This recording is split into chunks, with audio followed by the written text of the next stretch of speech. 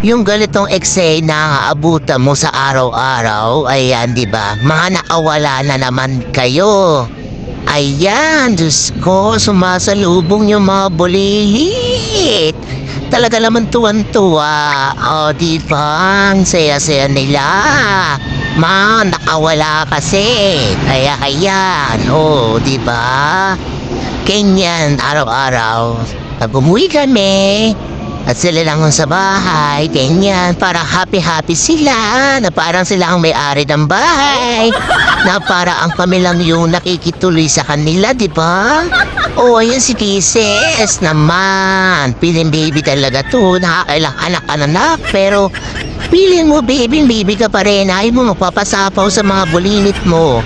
O, yan naman si Bruce eksena lagi yan, ganyan lang lagi binagawa niyan, panggulo lang yan. Kasi kahit bawali mo yan, wala, hindi titigil yan. Kaya ako nang bubugbog lang ako ng aso. Naku, matagal ko nang binugbog yan sa sobrang kulit niyan. Diyos ko, Bruce ko. Di ba, nakita na nila ako. Lapit sila. Ay, nako, masaya ang buhay na wala kami. Happy family ba kayo, mga anak ko? Sumabay na kayo magparami,